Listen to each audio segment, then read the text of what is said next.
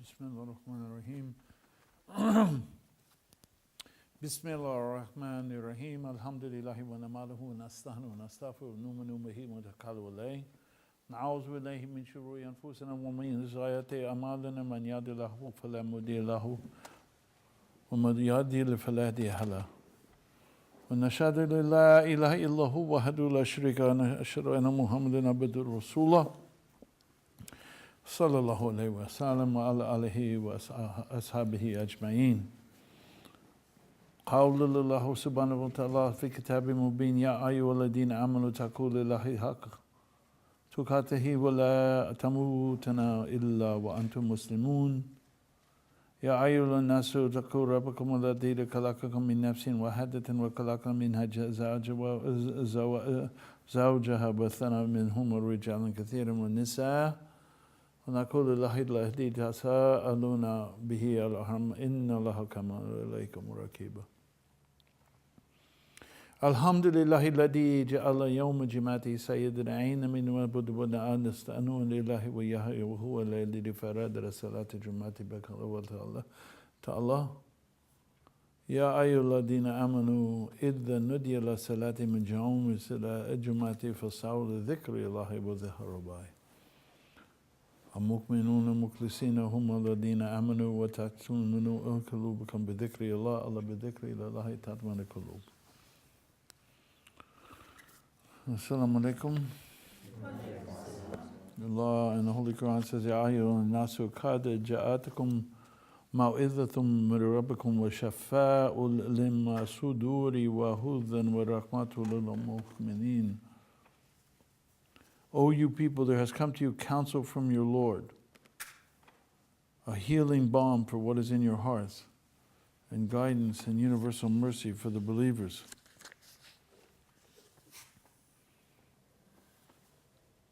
قل بفضل الله برحمته بذلك فيغفره هو خير مما جهنمه.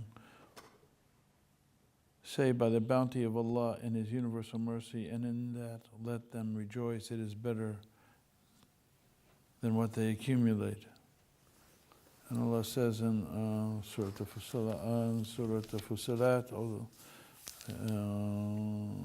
Ayat 44, He says, وَلَوْ جَعَلْنَاهُ قُرْآنًا عَجَمًا لَقَالُوا فُصِلَتْ آيَاتُهُ أَجَمِيٌّ وَعَرَبِيٌّ قُلْ هُوَ الَّذِينَ آمَنُوا هُدًى وَشِفَاءٌ وَالَّذِينَ لَا يُؤْمِنُونَ فِي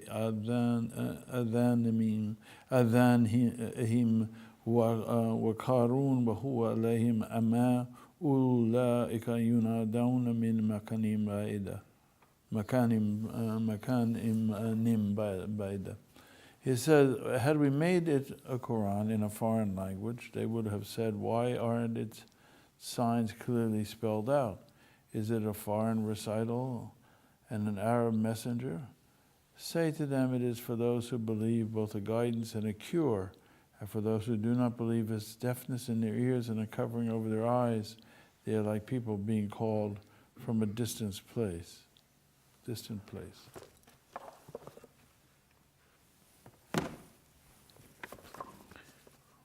During the month of Ramadan, we pay special attention to these pages, or we should, these ayat, and affirm that as much that all of our lives are directed toward Allah subhanahu wa ta'ala, and to render all praises to Him, and we seek His assistance and we ask His forgiveness. And we have a firm belief in Him, and we look toward His attributes, His names for. And this is a dua we should pay special attention to. His names for all our needs, and we rely solely upon Him, and we see that there is no refuge except in Allah, and from all the temptations and the desires whomsoever Allah shows the right path, no one can mislead him, into all those who He leads astray, no one can guide them. And so, even though we recite this over and over and over and over again, and as I did at the beginning of this khutbah, should take some time in the last 10 days to pay attention. So I think,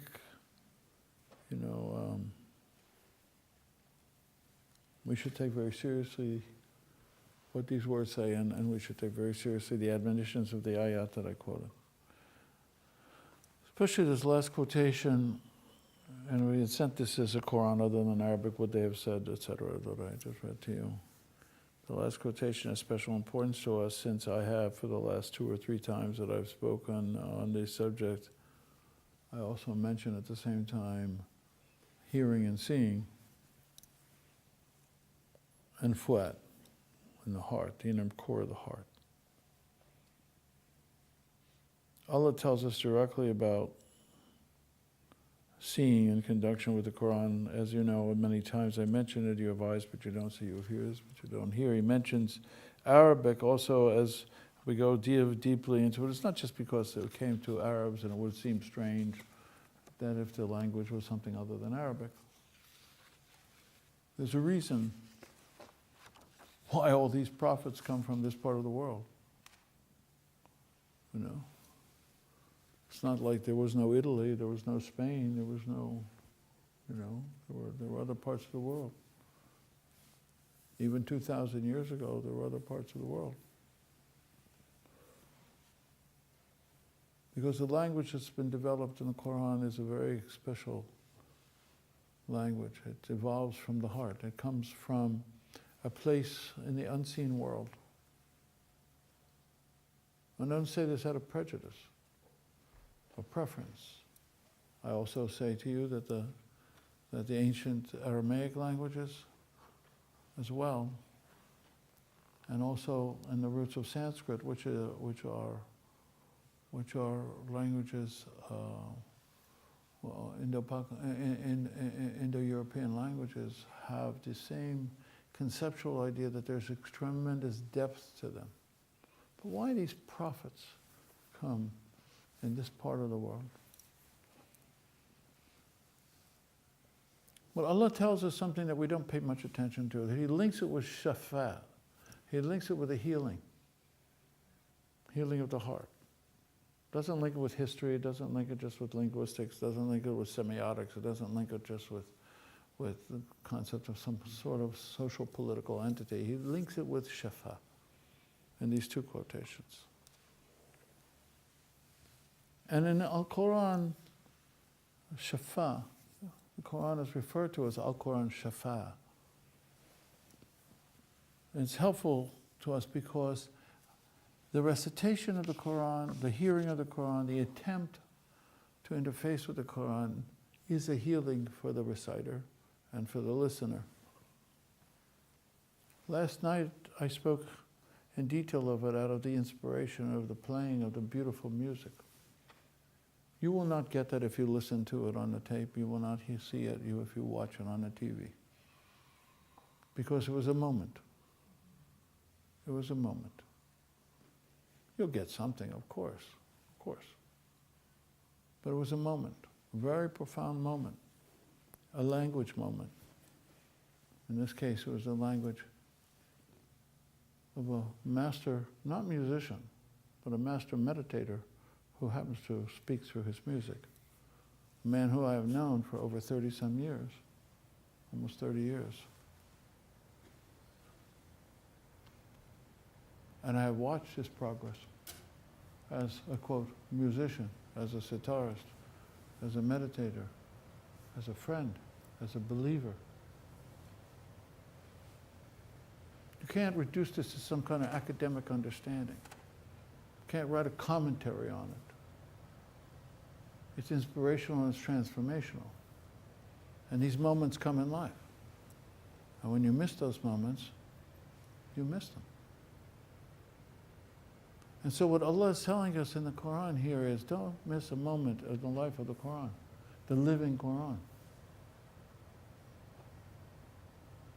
You don't have to go to Qasd. You don't have to go to Al-Azhar. You don't have to become an expert, a linguistic expert of Quran. Oh, it's wonderful if you can, if you have the time and you can do it. But don't lose the soul, don't lose the heart. Don't lose the openness, the receptivity to it in the detail. Let the detail come from within you. Nothing is more important, because when you're sick, nothing is more important than getting better. Nothing is more important than your healing when you're ill. Nothing, nothing. Because if nothing else, you realize you can't do anything else. You don't have the time for anything else. Problem is the arrogance of not knowing that you're sick. The ego of not knowing that you're not well. That's the problem. So then the sickness becomes more and more physical until the doctor tells you you're sick. The CAT scan tells you you're sick. And then you have no choice. But why not understand that we all have some illness?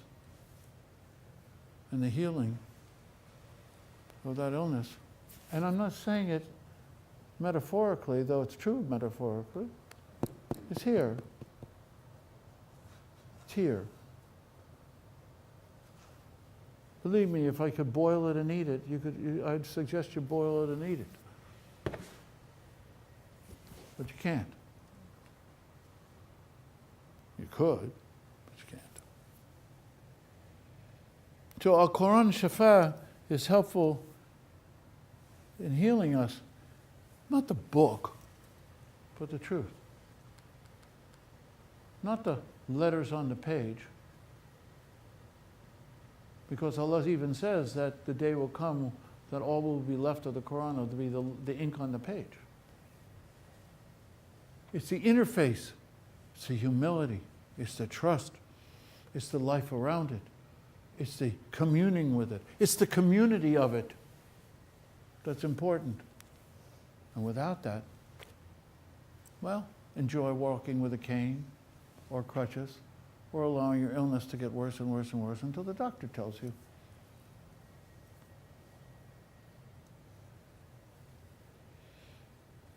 The Quran as a healing, my dear brothers and sisters, is very important because as human beings we're faced with the challenges of human life. And we're challenged with the understanding of what has come before and what comes after.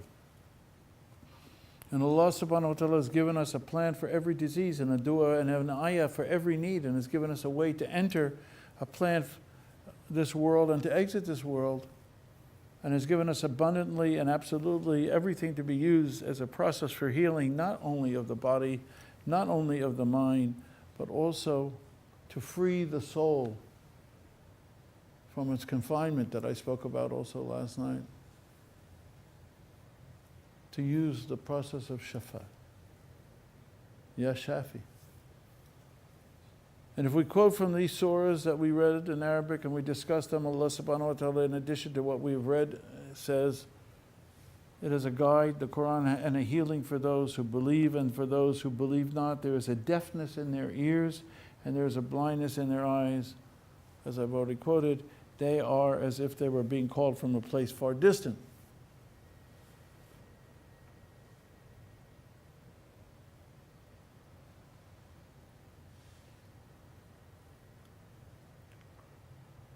Believe it or not, some of us are physically hearing challenged. As my brother Joe said to me this morning, he said, I'm right. He says, I'm of the community of the deaf. And he told me a story that his wife called down the hallway to him, "What time would you like to have dinner?" And his answer was, "Chicken."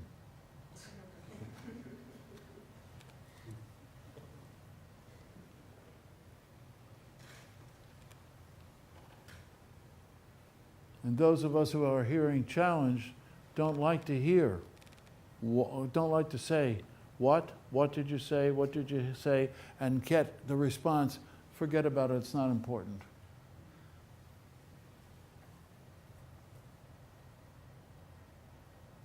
It's not the way the Quran responds.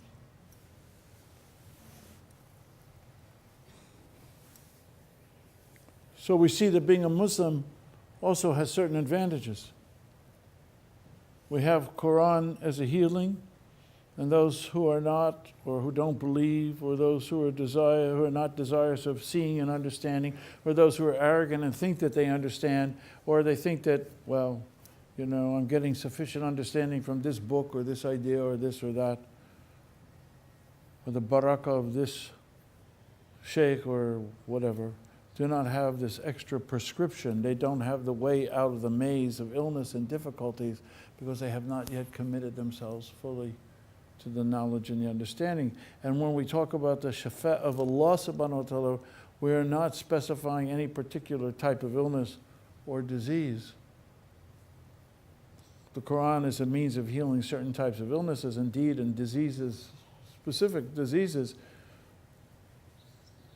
but spiritual ones, psychological ones, physical ones, mental ones, moral ones, as well as the physical ones, and those illnesses of the arrogant ego, those are the ones we have to pay most attention to. And it has to be understood that sicknesses and that which it has to be understood that sickness and healing come from Allah subhanahu wa ta'ala, and everything that comes from Allah is a mercy. It comes to us not because we deserve it, it comes to us because it is a mercy of Allah. Now, you hear that repeated many, many times, and you can read it and see it on YouTube. Almost every sheikh says it, Allah is a mercy, or the Prophet has sent us a mercy. But what is that mercy? The mercy is a response. The mercy is always there. But if you don't receive it, if you don't open yourself to it, if you don't call out to it, then you won't get the response of that mercy. You either are a permeable or an impermeable membrane. And either that mercy is going to flow into you or it's not. You have choice. We may think we understand the reason for things happen or illnesses take place or difficulties are there, but really only Allah knows the reason. What does it mean Allah only knows the reason? It means that only in connection and conjunction and in cooperation with that divine presence, only in communication with that divine presence can we know why some things are transpiring and happening to us. And some things we can never know, but we can accept that they're happening because all things come from the same one source. Whether we discuss that scientifically or we discuss it spiritually, we must come to that same conclusion. And we may think we understand the reasons, but only Allah knows it, and reasons we understand that what we understand is only going to be part of what the truth is. The part we don't understand is the most part of it, the greater part. We do have to embrace, we do have to accept, we have to somehow find the way, the means to put aside everything else and somewhere within our soul and our heart accept that all things come from Allah, just like the plants that grow here and the trees that grow out here come from Allah, including the poison ivy.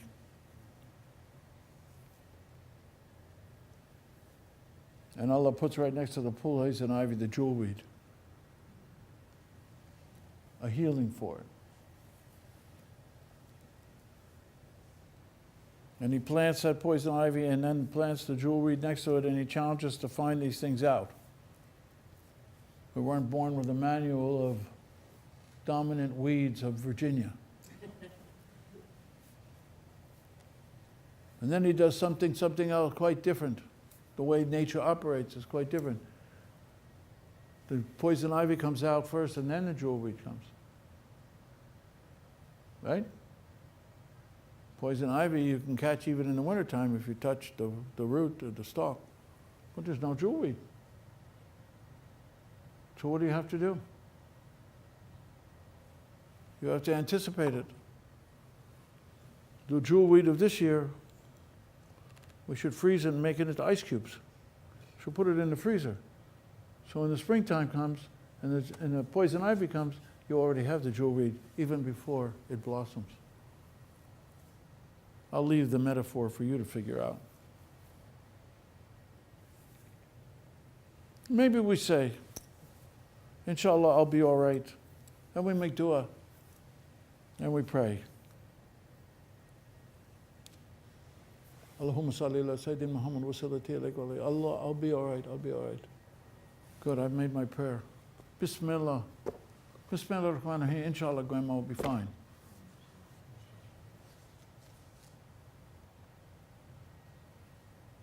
You make an appointment with the doctor, you wait 3 weeks or 2 weeks. You go sit in the office for an hour or 2 or 3, or in the emergency room. You see the doctor. You go get the prescription, and then you take it, an antibiotic or whatever they give you, a steroid antibiotic for a week or 2 or 3. Your mind is obsessed with your disease the whole time. Spend 30 seconds on a dua and 3 hours or 5 hours on a doctor's visit. Something seem wrong to you with that? That seem right? Ah, but the dua is more powerful.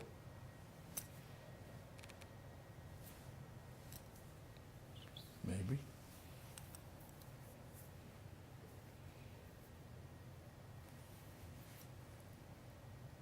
But it's not just about time. It's about willingness. It's about what you're willing to do for that healing. How far are you willing to go? How much time are you willing to spend?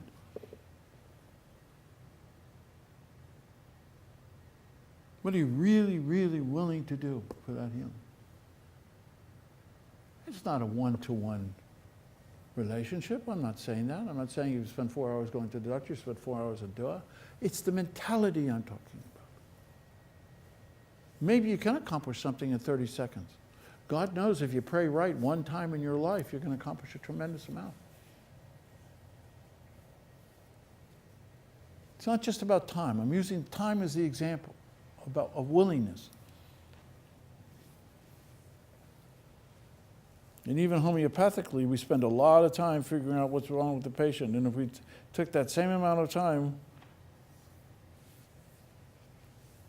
if we were predisposed to take that same amount of time to make dua and to speak to Allah and to develop the faith in Allah and trust in Allah and seek a refuge in Allah and tell that and receive the fact that the healing is there, you know what? Maybe the healing would come.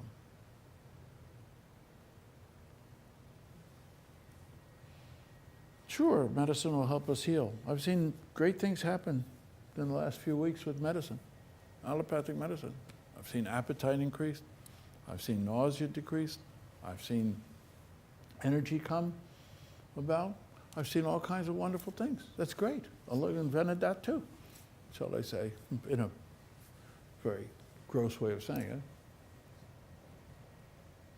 But that doesn't mean that that's the only way. That doesn't mean that's a mercy. That's what the mercy is that, okay, you don't get it this way, and you don't get it that way, and you don't get it in this subtle form, you don't get it in this less subtle form, you don't get it in this less subtle form, so here, let me hit you over the head with a hammer, and you'll get it. Inshallah. Of course, your ear might fall off, you might develop leukemia from it, your liver might blow up, your kidney may fail, and there have been known cancers, other cancers that come from it and everything else like that, but that's only 1 out of 10,000 people, and you know, we're forced by law of liabilities to say these things. Don't worry, it'll be okay. And you know what? The other thing I found out over these past weeks, that when the very kind allopathic oncologist doctor, whose grandfather was an Ayurvedic doctor, and who grandma kisses and hugs and who loves her, and she says, you're like my son, and he says, you're like my mother. When he gives her that allopathic medicine, he says, don't worry about the side effects, you'll be okay. Guess what? There aren't any side effects. Because of the love.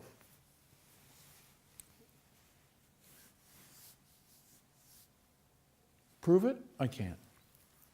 I can't prove it to you. I cannot prove it to you, statistically, empirically. But I'm telling you, there's a different vibe there when he says that. And that's why people get healed.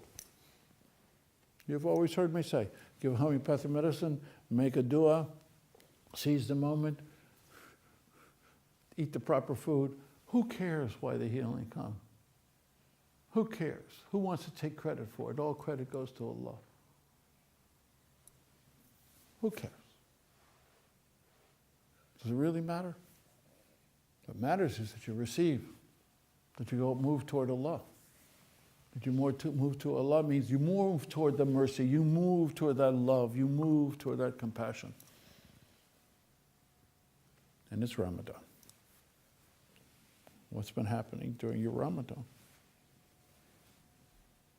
The healing will be there if it's His will. It's not really about time, but you should look at how you use your time. You may be deaf and I may be deaf, but Allah is not deaf. Because He is as-Sama', all hearing. Al-Basir is all seeing. We don't have to say, by the way, I spoke to you about an hour ago, Allah, and just in case you forgot, I'm still sick, so I'm making this dua again, but just I don't mean to bother you, and I know you're quite busy, but just let me remind you that I made a dua an hour ago. Just in case your gaze is turned away from my heart. Just in case you are looking at someone else's heart. And that's good, you should look at somebody else's heart, but don't forget me. Because we have this tendency to anthropomorphize Allah. We limit Allah the way we limit ourselves. We have no idea who Allah is or what Allah is. When we began this journey, and just the mere fact that I have to say this over and over and over again and remind you and remind myself over and over and over again tells you about the degradation and the deterioration and the entropy that takes place in this world every day.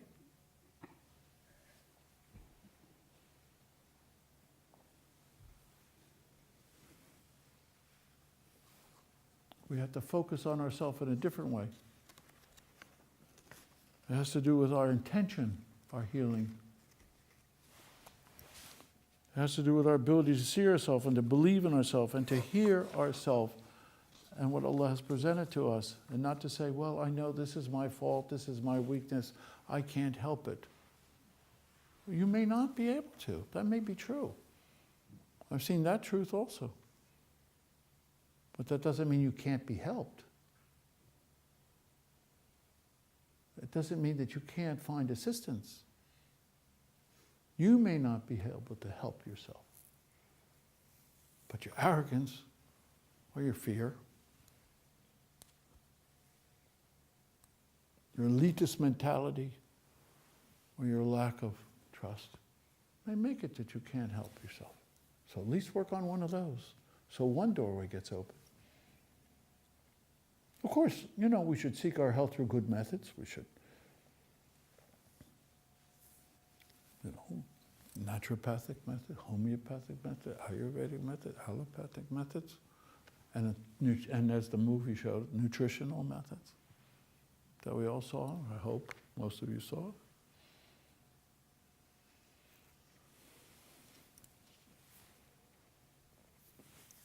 The only seeing that's believing is when you really see. And the only hearing that is really hearing is when you really hear. And both that seeing and both that hearing depends on your humility and you're willing to be guided. And you're willing to be in the right place at the right time under the right circumstances for the right reasons.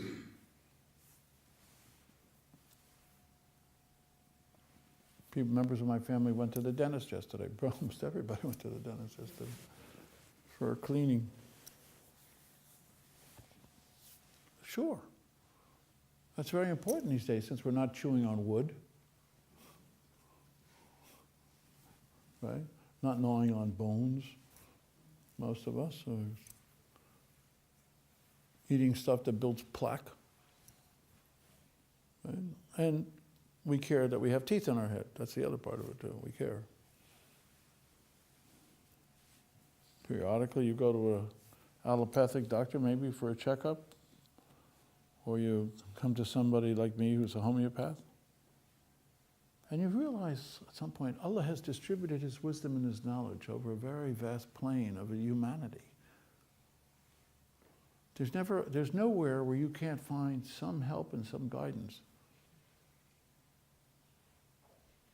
You go to the New Guinea or you go to Amazon, you're going to find you're going to get a cut and somebody's going to put a plant on it and it's going to heal overnight. What is that plant?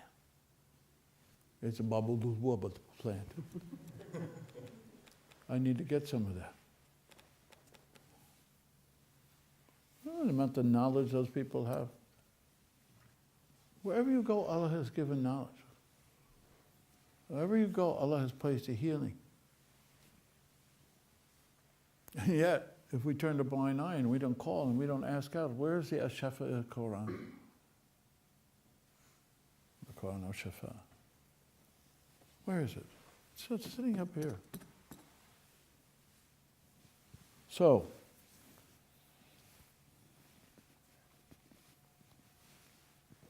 where should we turn first? And then when we have to make a decision to go to some two-legged doctor, it's not a bad idea to carry a less heavy version of this with you, or in your heart, or on your tongue. I remember I was getting an MRI when I had that jaw problem, remember? Was that when I did it? I had to be in there 40 minutes in that tube, you know? I felt like, squeeze me, I'm a piece of toothpaste. And I'm not claustrophobic, but on the other hand, I don't like lying still in a tube, getting zapped by radiation for, or magnetic resonance for all that line. So I did what I usually do at the dentist. I did a lot of dhikr and breathing. Breathing in and breathing out, and breathing in and breathing out. And I wasn't doing it to get a healing. I was doing it to keep my sanity. Right? But I can't tell you that the operation that followed wasn't somehow positively influenced by the attitude I had, because I did the same thing during the operation. I didn't go under. I had him do it while I was awake and numbed, so I could do that. And then, of course, in my mind was, I tell you quite honestly, when my mind was, I hope that I keep doing this every day more than I have been doing this before all that other stuff creeps in that distracts. Because it was not just calming physically and mentally. It wasn't just because I was hopeful for a healing or anything like that. It was just the right thing to do. How many of us do the right thing every day? This is Ramadan. It's the last 10 days of Ramadan. And to ask yourself what's the lesson you're learning in Ramadan. Next week at the last khutbah in Ramadan, I want to give you a checklist. You say, why don't I get the checklist at the beginning? You have. I want to review. I already prepared that khutbah. How many things have interrupted our fasting? What is fasting anyway? What is it anyway?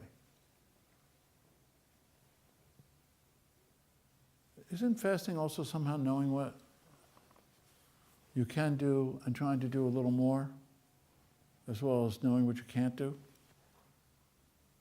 You can't eat, you can't do this, you can't do that, or I can't go without having a drink of water, or I can go this far, or whatever. It's that God is merciful. Allah is merciful. Allah is compassionate. Allah is forgiving. Allah is understanding. So why do all these imams stand up there and not tell that because they're afraid that someone's going to look for an excuse not to fast. Or if I tell them that Allah won't be terribly mad at them if they took one sip of water,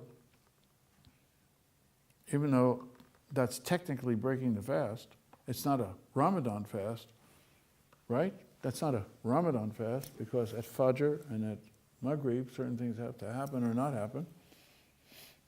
Allah, this God, this truth, this all-seeing, all-knowing, ever-living, forgiving, all healing, Allah is going to, what? What's going to happen to you? It's going to do what? Isn't it about doing the best you can and being sincere and trying your best? Yes, it's not a technical Ramadan fast, right? And if you yourself know you're not looking for an excuse not to fast, and if you yourself, in your relationship with Allah, know that you've tried and you've pushed hard and you've done it and you've done it, but today I am lightheaded, or today I have to go to town, or today I have to do this, and I will make up that day. And I will make up that day. Then there's some malevolent God sitting on a throne somewhere going to throw a lightning bolt down on you and remind you on the Yom Kippur that, are you sure you had to have that little bite of, what would it be, a Nabisco cracker? A saltine?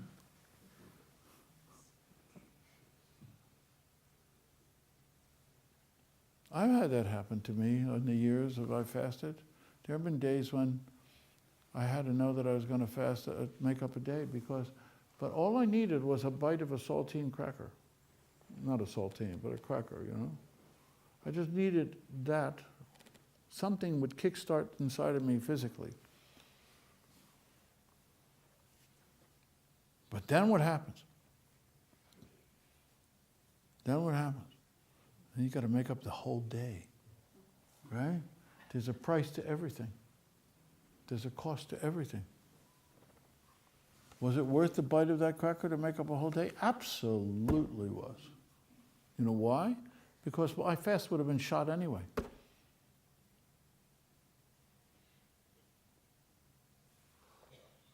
It would have been done under protest by my body. It would have been done under protest from my mind, right? And what would I have learned from that? Now you can say, oh, the Sheikh's justifying all this. No, what I'm saying is that we're human beings, and our relationship with Allah subhanahu wa ta'ala is extremely important and extremely delicate.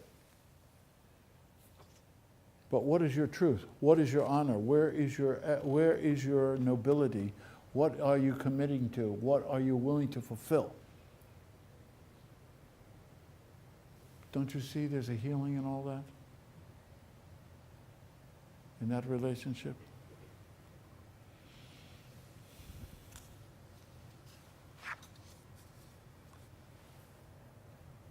So I hope that we turn toward the Quran in the last 10 days a little better. I hope that we take that last quarter of the night and spend some time talking to Allah. I hope that and I pray that we give our sadaqah. And if you're not fasting, you're feeding the people. You're feeding people. Since there are not a lot of impoverished people on the streets of Bedford or in our community, let's just assume that some of us are impoverished in some other way. Some of us are poor in some other way. So we're going to feed each other. Those of you who are not fasting, you should be feeding. You should also be giving money for the poor if you can, providing at least one meal for someone who doesn't have anything. This week you're going to go out with the school again, right? And you're going to go feed the poor, as we do every year for the last 30-some years. But know why we're doing that.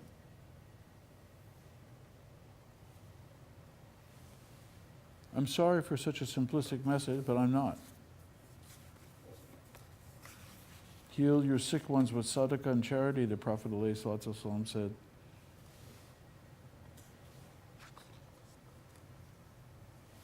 and ask forgiveness from your Lord. Don't negotiate. Don't say, oh Allah, if you heal me, I'll give charity. I'll slaughter a goat, I'll kill a camel, I'll give money to such and such. I'll cut up some tofu. I'll slay a tofu, a giant tofu.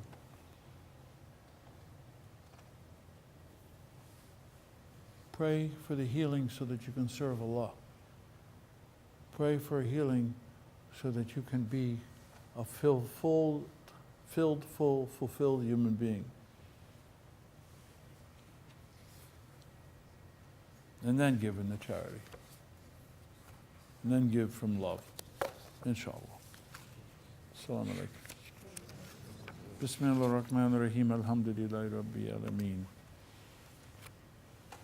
Allahumma unsana finaka khairu nasirin wasfatin laka firu fatihin wakfir lana finaka khairu ghafirin warhamna finaka khairu rahimin warzukna finaka khairu razikin وحدنا ناجنا من أخام الظالمين وهب لنا ريحان طيبة كما هي في علمك وشون علينا من خزائن رحمتك والهلم بها حمل كرامات مسلمات بعافية في الدين والدنيا وآخرة ولكل شيء قدير اللهم يسر لنا أمرنا مهاراتي وقل قلوبنا بأبدنا والسلامات وعافية في الدنيا والدنيا وآخرة ونسألك علما دائما ونسألك قلبا خاشعا ونسألك علما نافعا نسألك دينا قيما ونسألك عافية من كل بلايا ونسألك تمام العافية نسألك دوام عافية ونسألك شكر على عافية إنك على كل شيء قدير اللهم وسر وجوهنا بنور صفاتك وأرضك بشرنا يوم القيامة بين عليك وجعل أمنياتك مبسوطا علينا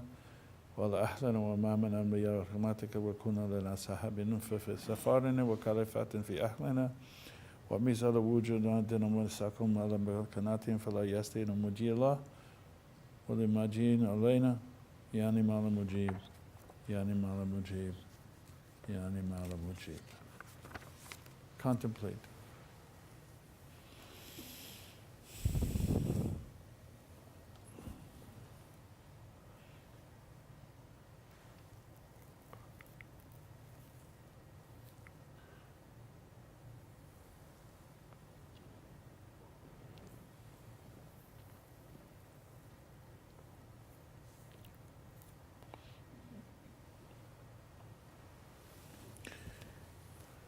A week ago from Chicago, I asked you to do an exercise. You remember that? At least once an hour to do. Do you remember it? Did you do it? Did you do it? Everybody. What was that exercise? I didn't hear about it. Nobody told me about it. Where were you? Why didn't you hear about it?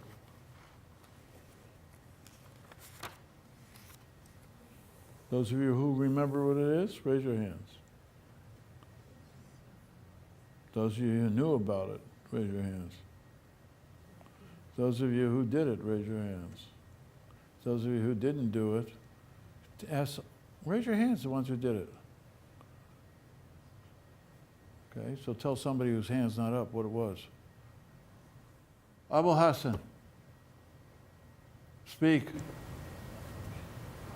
The instruction you gave after a discourse last week was that we should repeat, we should tell someone else about what you said once an hour, or I believe it was every 3 hours.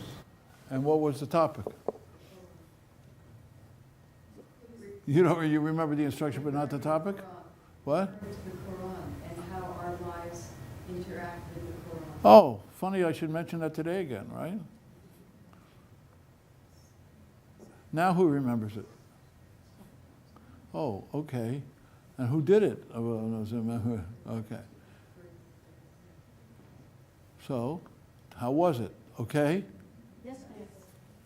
Didn't somebody write to me and say we were having dinner that night?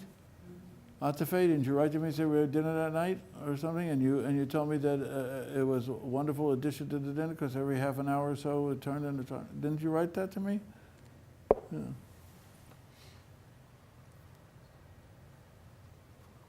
Am I berating you? Am I causing you any kind of anxiety or pain because I'm being sharp with you? This is for your healing, my friends. This is for your healing. If you don't know you're sick, you won't seek a healing. I have a pretty good job because my job makes it that I have to talk about these things and think about these things and write about these things all the time. Right? But I still have to remember. Believe me, I get distracted. I'm tell you, any number of people in this room can tell you how distracted I can get.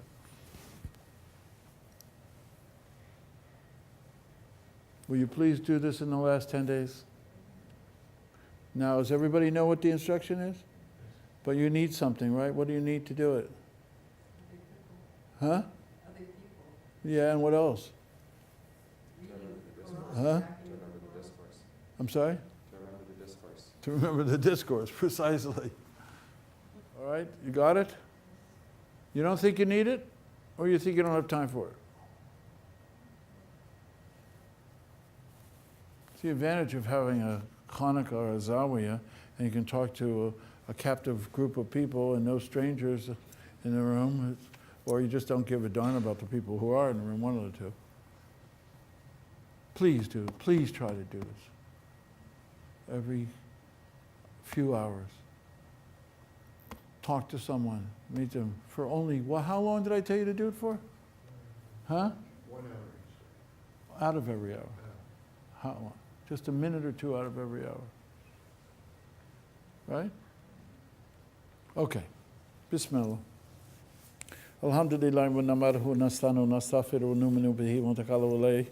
Nashhadu an la ilaha illallah wahdahu la sharika lahu wa nashhadu anna Muhammadan abduhu wa rasuluhu sallallahu alayhi wa sallam wa jami'a anbiya wa mursalin wa malakatim muqarrabin awliya wa salihin mujahidin fi din bi rahmatika ya rahman arhamar rahimin. قول الله سبحانه وتعالى كتاب مبين إن الله وملائكته يصلون على النبي يا أيها الذين آمنوا صلى الله عليه وسلم تسليما اللهم صل على سيدنا محمد وعلى آل سيدنا محمد اللهم وارد ساداتنا الخلفاء الراشدين أبي بكر الصديق عمر الفاروق وعمر عثمان النورين وسيدنا علي إمام علي كرم الله وجهه وارد اللهم سيدنا حسن وسيدنا حسين ومحمد سيدة فاطمة الزهراء وعلى بيت الكرام وأزواج النبي الطاهرات أمهات المؤمنين على صحابة الصالحين وصحابة التابعين وتابعيهم وعباد الله مخلصين بإسلامين وإيمانين وإحسانين إلى يوم الدين. عباد الله إن الله يأمر بالعدل والإحسان وإيتاء ذي القربى ينهى عن الفحشاء والمنكر والبغي يعظكم لعلكم تذكرون وذكر الله أكبر.